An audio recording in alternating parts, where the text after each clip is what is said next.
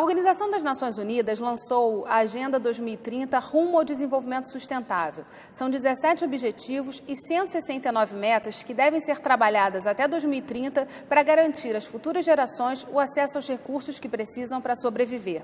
Essa agenda dá continuidade aos Objetivos do Desenvolvimento do Milênio, os ODMs, e foi lançada em 2015. No Rio em Foco dessa semana, nós vamos falar sobre o desafio de colocar essas metas em prática e como elas podem ajudar os países a traçarem um caminho mais sustentável. Vem com a gente!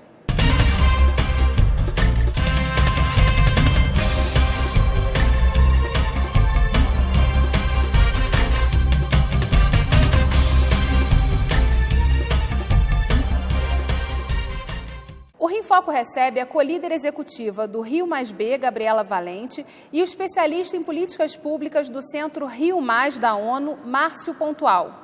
Há um esforço mundial de se fazer com que os Objetivos do Desenvolvimento Sustentável sejam aplicados como um caminho para uma vida mais sustentável. O PNUD vem fazendo esse trabalho no Brasil. Começou pelo setor da mineração, que é um setor de grande impacto ambiental, e agora está fazendo o mesmo levantamento para o setor de óleo e gás. Vamos ver. Nós apresentamos aqui o relatório que fizemos junto com a IPICA e junto com alguns parceiros como Columbia, Universidade de Columbia, lá em Nova York, e também a Rede de Soluções de Sustentabilidade das Nações Unidas, mapeando quais são esses impactos possíveis, positivos e negativos das empresas de petróleo e gás e quais poderiam ser as soluções. Então aqui foi apresentado as primeiras ideias, as primeiras conclusões que serão em breve apresentadas para consulta pública, e posteriormente já será lançado o relatório completo que mapeia esses impactos, as medidas que poderiam ser tomadas, mas também exemplos de boas práticas e fontes das informações que as empresas poderiam utilizar para orientar como seus projetos de responsabilidade social, também a integração da Agenda 2030 nas suas operações do dia a dia. Como que eu poderia orientar os meus investimentos sociais voluntários, os meus projetos de responsabilidade social para contribuir com o alcance da Agenda 2030. E essa pergunta é extremamente relevante e importante que as empresas fazem para si, porém ela é muito parcial. Por que eu falo isso? Porque, de fato, apenas o investimento voluntário não será suficiente para alcançar os ODS. Até porque o setor privado, como produz muito e pode contribuir no sentido positivo, mas também negativo com os ODS, também é um fator e ator importante para investimento na inovação. Então, de fato, as empresas deveriam se perguntar não tanto quanto e como que eu poderia me embasar nos Objetivos de Desenvolvimento Sustentável para programas de responsabilidade social, como o que eu poderia fazer hoje em dia para que, de fato, tudo que eu faço esteja alinhado com os ODS, os 17 objetivos. Como que o meu trabalho com o meu produto, com o meu cliente, com o meu fornecedor deveria estar alinhado. São 17 objetivos separados em 169 metas. Como é que a gente faz para começar a implementar os Objetivos de Desenvolvimento Sustentável na vida real? Boa pergunta, né? Eu acho que é um desafio, e a primeira resposta para isso, como você trata disso, é você saber que eles existem. Está comentando que são 17 objetivos, 169 metas, eu acho que isso é o ponto principal, é saber que essa questão existe, que ela está aí e que a gente vai ter 15 anos para tratar, para comandar, para entender e principalmente para implementar isso. Agora, o que não dá para fazer, e eu acho que começando a falar um pouco o que tem que fazer, é não esperar para amanhã, entendeu? Mas tem 15 anos para fazer. Tem 15 anos para fazer, mas o que está na mesa, o que está em discussão é muita coisa. Essas 17 metas, elas cobrem de tudo. Praticamente de tudo que tem a ver com a nossa vida hoje em dia, seja a vida das pessoas, seja com o planeta, seja com a economia, elas estão abordadas nessa discussão. E essa discussão, ela é importante, ela fala com as pessoas porque ela nasce de uma agenda anterior, que foi a agenda do milênio, que teve os ODMs, Objetivos de Desenvolvimento do Milênio, que funcionou entre 2000 e 2015. Percebeu-se que as pessoas tinham um grau de simpatia, elas começaram a participar, se envolveram, pessoas, governos federais, governos estaduais, governos municipais, comunidades, universidades, elas tinham interesse, mas o que acontecia é que essa agenda era uma agenda que era muito limitada, ela tratava de determinados pontos, eram 8 metas, E você tinha muitos aspectos sociais nisso, você tinha aspectos econômicos que acompanhavam, e você tinha um ponto lá que era um ponto que tratava do ambiente, do meio ambiente, um dos ODMs. Mas, ao término desses 15 anos, quando a gente faz uma análise do que aconteceu, teve progressos. A América Latina, e o Brasil principalmente, teve muitos progressos nesse departamento da agenda do milênio. Mas, com a velocidade que estava tendo esse progresso, essa velocidade não ia ser suficiente para você garantir a preservação do planeta para as gerações que vêm, né? E a gente fala, na verdade, dos objetivos como compromissos que têm que ser assumidos por toda a sociedade, né? Isso. Como colocar as empresas nesse contexto e também sensibilizá-las para o papel que elas têm de empurrar determinadas metas e também alguns objetivos dessa agenda? A gente tem, eu faço parte do Sistema B no Brasil. O Sistema B é uma ONG latino-americana que trabalha junto com o BILEB, que é uma ONG americana, que desenvolveu indicadores de impactos socioambientais reconhecidos no mundo inteiro como bons mensuradores para a iniciativa privada. A gente trabalha só com as empresas. A gente já fez o cruzamento dos indicadores do Movimento B com os Objetivos de Desenvolvimento Sustentável, e a gente viu que os questionários do Movimento B cobrem todos os indicadores de desenvolvimento sustentáveis. Então, a gente já entendeu que antes da existência pública dos Objetivos de Desenvolvimento Sustentáveis, o Movimento B já estava olhando para isso. E o que é isso? É a iniciativa privada assumir o seu papel na transição. A gente não vai conseguir fazer se a gente não fizer uma transição multissetorial. O Estado tem que fazer, a iniciativa privada tem que fazer e o terceiro setor tem que fazer também. Que é uma transição de ajuste de cenários que a gente tem disponíveis para atravessar para as próximas gerações. Seria isso? É um pouco mais que isso. É um ajuste, mas acontece que a transformação, é o que eu estava comentando, a transformação não pode acontecer como vinha acontecendo antes. Não pode ser uma transformação um passinho de cada vez. A gente tem que ter revoluções. A gente tem que ter transformações, não só mudança. E isso senão é que não vai dar tempo. Senão não vai dar tempo. Isso é que é o problema. Esse é que é o negócio. É uma agenda urgente, né? É uma agenda, agenda urgente. De mudanças globais, climáticas, mas também mudanças de estruturas na sociedade. É mudança de paradigma, é mudança de como você faz as coisas, é você saber que você não vai ter mais tanta água como você tinha antes, entendeu?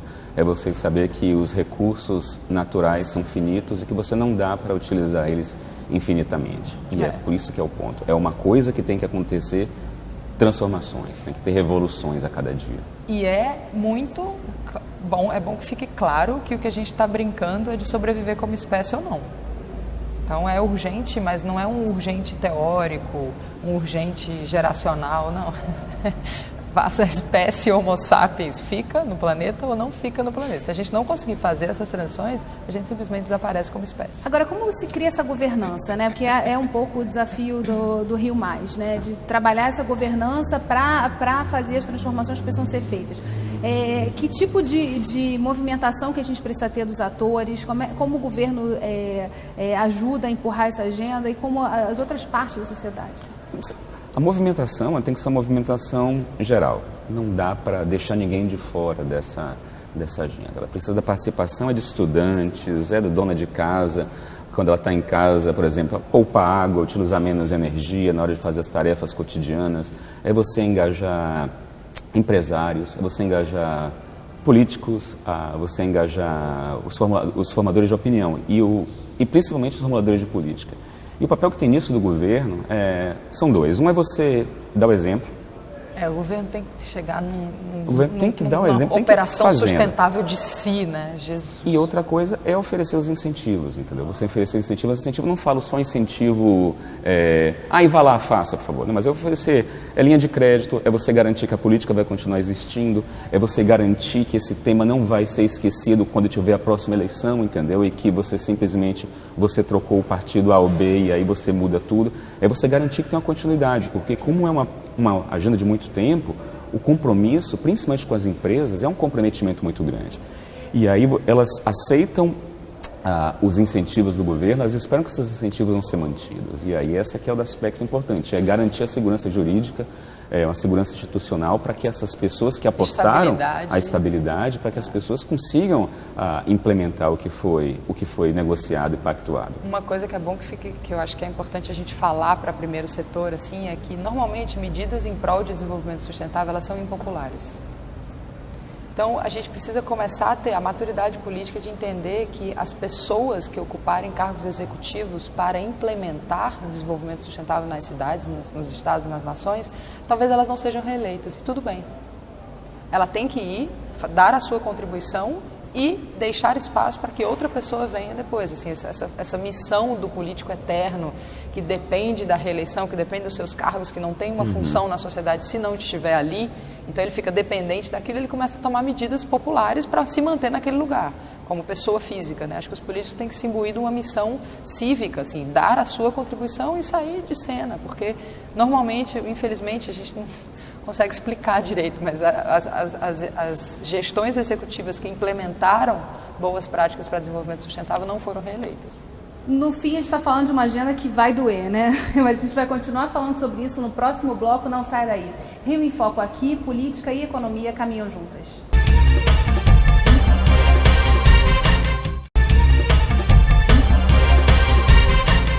Voltamos com Gabriela Valente e Márcio Pontual. Os Objetivos do Desenvolvimento Sustentável inspiram uma agenda de inclusão social, sustentabilidade e desenvolvimento econômico. No setor de óleo e gás, para essa agenda ir à frente, são necessários investimentos em inovação e em tecnologias que reduzam as emissões de gases de efeito estufa e também o impacto no meio ambiente. Na Arena de Sustentabilidade, realizada durante a Rio Oil & Gas, um evento que aconteceu recentemente aqui no Rio de Janeiro, o setor se reuniu para discutir os principais impactos e investimentos que precisam ser feitos para essa redução que precisa acontecer. Como vem sendo feito o trabalho de sensibilização, não só do setor de óleo e gás, mas de outros, né, das empresas, para que elas atuem em prol dos Objetivos de Desenvolvimento Sustentável? Foi uma iniciativa muito boa ter essa Arena de Sustentabilidade. Foi a primeira linha de sustentabilidade que eles ofereceram, que eles criaram em paralelo à Rio Oil & Gas. E foi uma coisa importante porque você vê dá para ver a abertura da empresa para saber que também não pode ficar de fora dessa discussão. E assim como outros setores, eles vão ter que se envolver. Principalmente porque o setor de óleo e gás, não só pela importância econômica que tem para cá, para o Rio de Janeiro, que você comentou, Jesus, mas tem também um aspecto importante que é a extensão da cadeia que eles estão, né? Porque desde a parte da produção, mas até todos os usos que você vai ter para derivados de petróleo, porque não é pensar só na gasolina, entendeu? Mas é o gás que usa para cozinhar, é matéria pronta para plásticos, entendeu? Para química fina e tudo mais. Você tem uma capacidade enorme de capilaridade em diferentes cadeias, ou seja, você não está na só cadeia de química, você está na cadeia de transportes, que depende basicamente disso e diversas outras. E o envolvimento, então, da indústria, principalmente de óleo e gás, é importante porque quando uma empresa, uma das propostas até que você tem na agenda de 20 a 30 desenvolvimento sustentável, é que você preste atenção na sua cadeia. Mas você presta atenção na sua cadeia não é só em quem está te oferecendo, é para quem você está vendendo também, entendeu? A gente está falando aí de uma quantidade também grande de investimentos que podem ser feitos dentro desse processo de transição, né? Que vão ser importantes também para basear outros negócios que podem surgir daí. Todas as indústrias, mas a indústria de óleo e gás também tem um grande investimento em inovação, porque toda indústria extratora é dependente dos recursos. Então, com a clareza de cenário da escassez de recursos, é uma indústria que vai ter que provavelmente se reinventar. Concordo com o Márcio, é uma indústria muito fundamental, que provê insumos muito fundamentais para as cadeias todas, né? A gente esteve lá falando sobre o Rio Mais B, que é um projeto que a gente tem aqui no Rio. A gente convidou as empresas da iniciativa privada do Rio de Janeiro, da região metropolitana do Rio de Janeiro, para avaliarem o seu impacto socioambiental a partir das ferramentas B. Exatamente porque a gente entende que é importante que mesmo quem não estava olhando para isso passe a olhar. Então, que a gente tenha, de fato, um engajamento de todas as empresas, mesmo nos modelos de negócio menos voltados para esta nova economia que vai ter que nascer, eles vão ter que transicionar. Então, a gente espera que o Movimento B possa ser uma ferramenta de transição também. Não é só eleger as empresas que têm boas práticas e que já estão sem gerar impacto e que já estão prontas para essa nova economia. É também ser auxílio ferramental e metas e transição, enfim. Que outras discussões também têm acontecido no Rio Mais, que têm trazido os atores para sentar juntos e pensar esse desenvolvimento? O Centro Rio Mais, eu não mencionei isso, mas o Centro Rio Mais é um centro global das Nações Unidas que está instalado aqui no Rio de Janeiro, que foi criado depois da Rio Mais 20. Ele tem como papel justamente você estar levantando e fomentando o debate. quais são as tendências, o que está sendo discutido, quem são os atores que merecem, que vale a pena ter a informação difundida para outros atores dentro do sistema ONU, né? Que a gente está presente em quase 170 países. E o que tem importante nessa discussão atual, que eu acho que é uma coisa que deve ter em mente, é que a situação da crise que você mencionou agora, a crise também é a história da oportunidade, né?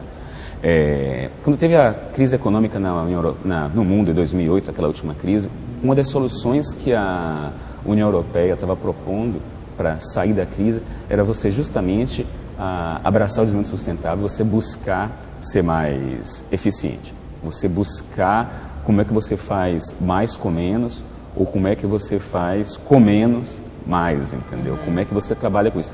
E a revolução que você causa na indústria e na economia, de você ter que mudar processos, educar pessoas para trabalhar esse processo, você fazer comunicação para os consumidores, para eles entenderem como é que a coisa funciona, você montar uma rede para como é que você faz a economia circular, como é que você tem desperdício zero, e como é que você traz o material processado e utilizado, como é que ele volta à cadeia para ser reutilizado. Ou seja, você tem tanta movimentação na indústria que você acaba gerando a coisa. É aquela coisa, tem um gasto aparente no momento, mas esse gasto, muitas vezes, ele volta com investimento no futuro. Agora, é a dificuldade, como é que você encara? É que normalmente a crise ela tem oportunidade, só que quando você está enfiado nela, é muito difícil enxergar quais são as luzes, né? Quais são os caminhos que podem ser tomados. E aí a gente está falando num contexto de busca de parcerias, de entender melhor para onde tudo isso está levando, como é que as pessoas vão o que elas estão exigindo também dos setores e da sociedade. Isso é um processo bem complexo, né? A gente está no meio. A gente está num momento de operar uma mudança paradigmática. Isso não é simples, né? Nunca é simples. Assim, é incrível como, outro dia eu estava numa mesa com o Sérgio Bessemer, ele falando isso, que todas as grandes crises econômicas do mundo duraram 20 anos. Que ele não via nenhum motivo para de 2008 durar menos. Ser mais rápido. Então, que a gente se prepare para 20 anos da mesma crise. A gente está no meio dela. E aí a gente vai continuar falando sobre isso no próximo bloco. Não saia daí. Rio em Foco aqui, política e economia caminham juntas.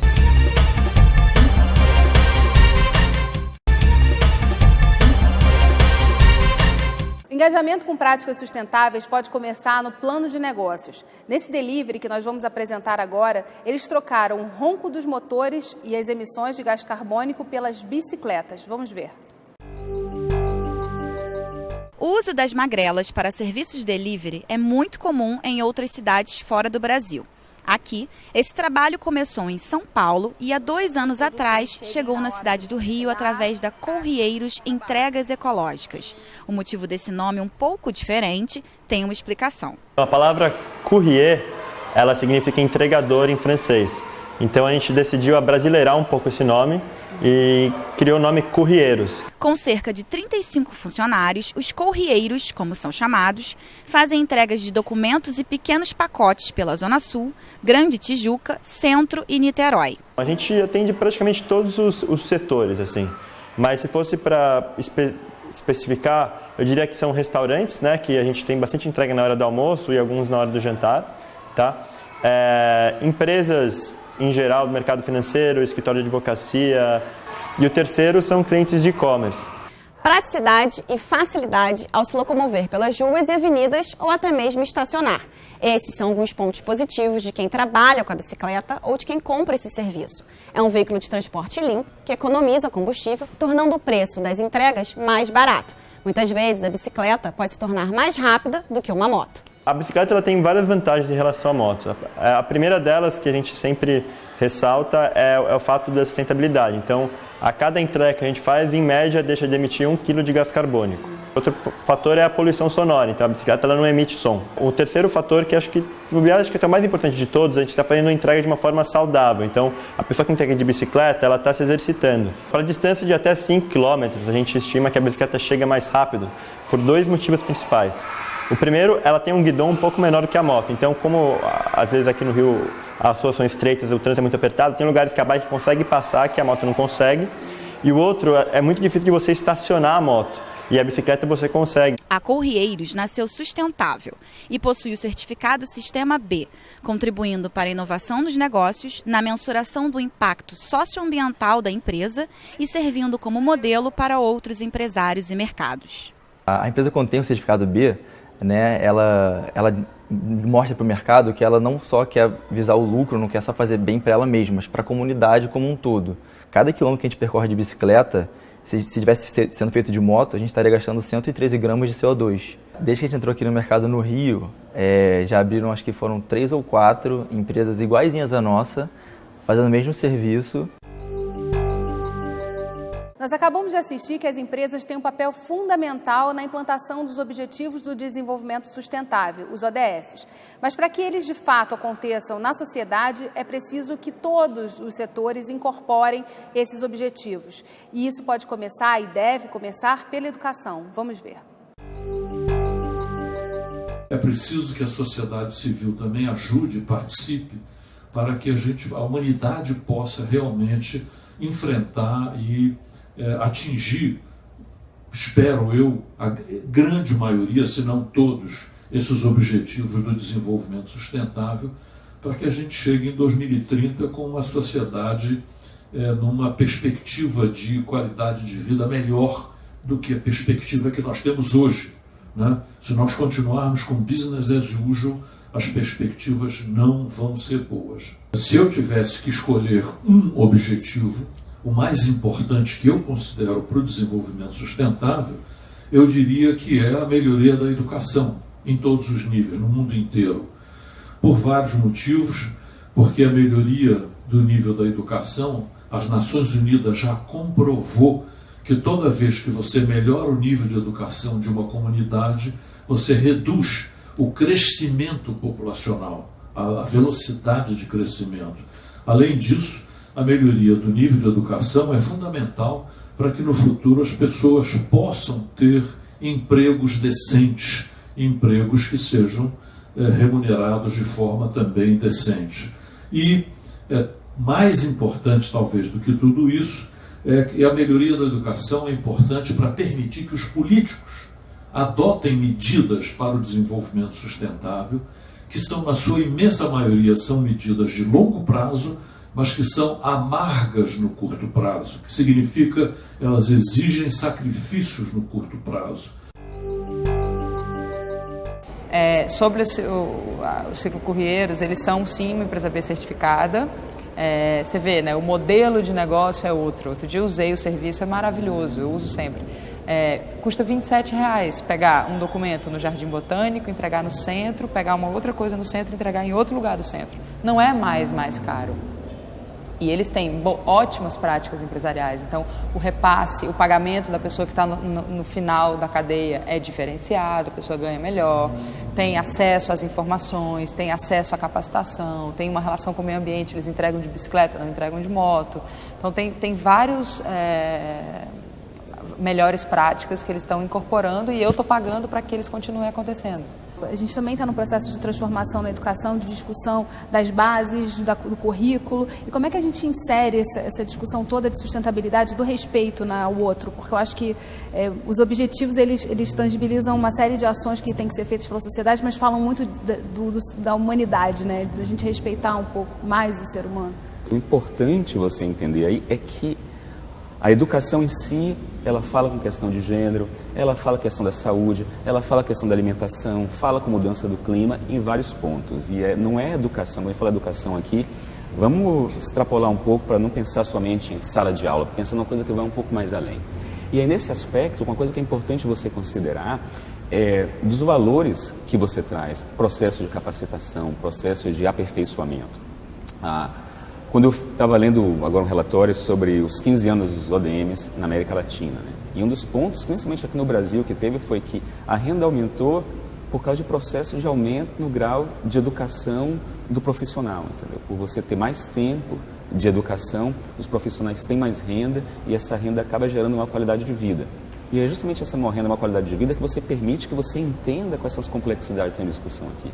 E aí o cara vai entender por que é que eu posso comprar uma lâmpada mais barata, que vai durar X horas, ou eu posso comprar uma lâmpada que é um pouco mais cara, que vai durar 2x ou 3x, entendeu? Que são operações básicas, mas quando você começa a ter essa conscientização que você não pode pensar simplesmente nesse custo inicial que a gente mencionou aqui no bloco anterior, que você tem que pensar como é que você dilui isso no longo prazo, são ferramentas importantes com essa questão do desenvolvimento sustentável, quando a pessoa passa a preocupar, que ela tem que pensar não só no seu bolso, mas ela tem que pensar no vizinho, que é a parte da sociedade, e ela tem que pensar no meio ambiente, entendeu? Que é a parte do planeta, entendeu? Que você junta as coisas, isso é o aspecto que essa educação cruzada com vários pontos de inserção diferente, ela traz como benefício. O que é interessante falar é que existe um fator de mudança de hábito no que a gente pode fazer no dia a dia, que também está contribuindo enormemente para os Objetivos de Desenvolvimento Sustentável. E aí isso vai se desdobrando até chegar nas empresas, no governo.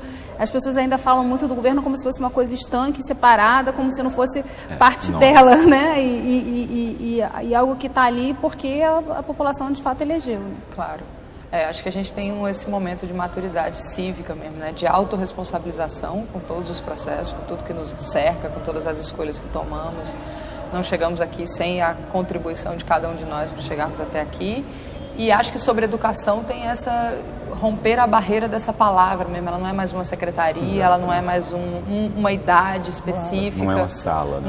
Não é um ambiente físico específico. Ela é um desafio de se manter se educando como adultos o dia inteiro, assim, como eu me relaciono com a outra pessoa que eu encontro, me educando, me encontrando ela no lugar da educação, né? Nos ODS tem um desses que eu gosto muito, porque eu acho que tem a ver com isso, né? Que é o 12. O 12 fala em mudar padrão de consumo e de produção, né? Que aparentemente é um negócio simples, mas você está revertendo toda a lógica. Não é nada porque simples. O pessoal fala assim, mas ele é um negócio assim, que não está cuidando da água, não está cuidando da educação, negócio. Mas eu acho que é o mais poderoso, é o mais transformador de todos, porque ele está propondo a mudança de paradigma, é o que está escondido aí. É para você repensar em tudo que a gente está fazendo hoje em dia, entendeu? Toda a nossa interação. A gente fala que a transição vai acontecer nas duas pontas da cadeia. Ela vai acontecer porque não tem mais recurso para entrar insumo no ciclo produtivo, e ela vai acontecer porque o consumidor, que é a ponta final da cadeia, não vai mais comprar o produto advindo de um determinado tipo de ciclo produtivo. Sim. Então você vai operar nas duas cadeias. E aí quem ficar perdido no meio, ferrou. Vão ser indústrias extintas. Quem conseguir operar uma transição de como ter recurso que não seja extrator e como entregar aqui na ponta da cadeia uma compra. Como comunicar também esse investimento em sustentabilidade, porque também tem essa questão do custo, né? A gente pode o tempo todo estar falando de uma opção que o consumidor deve pode ter no final, e o quanto ele vai optar, se ele tiver o recurso, porque se ele não tiver, aí já começa a complicar toda a discussão. Pois é, mas na medida em que acaba esse recurso aqui, você começa a não ter a escolha aqui. Hoje em dia, se ainda tem o orgânico e o não orgânico, a ideia é que, sim, o consumidor tenha o recurso para comprar o que é um pouco mais caro, mas não é só isso. Assim, se você calcula, por exemplo, se o Estado obriga que quem é não orgânico tenha um imposto maior, que seria o justo, porque ele está gerando um impacto negativo, naturalmente esses preços se equiparam. Então, o que a gente vai ver acontecer como tendência é que não vai mais existir a diferença, porque nessa indústria que é suja e que causa impacto negativo, você vai começar a calcular dentro dela a externalidade dela. Você vai começar a colocar nesse preço de uma coisa que é produzida na China o custo ambiental que tem em produzir algo na China, que é levar, trazer mão de obra, na China também, né? E o custo que fica na China. Então, a tendência do mercado, naturalmente, é começar a aumentar o custo disso aqui. E isso aqui, que tem uma logística menor, que tem uma quantidade de produtores menor, que tem menos insumo para inserir, que tem um ciclo produtivo mais correto, vai passar a custar mais barato. Então, esse problema da ponta da cadeia do consumo consciente, a tendência é que a gente pare de ver. Bem, infelizmente nosso programa chegou ao fim. Obrigada, Márcia, obrigada, Gabriela, e obrigada a você que ficou com a gente até agora. O Rio em Foco quer saber a sua opinião. Escreve pra gente. Tem algum assunto que você queira ver discutido aqui? Envie sua sugestão para rioinfoco@lerj.rj.gov.br. E se você quiser acompanhar os nossos debates, acesse as nossas redes sociais, Facebook, Instagram e Twitter, ou o nosso site www.querodiscutiromeuestado.rj.gov.br. TV Alerj, o canal do povo fluminense. Até a próxima.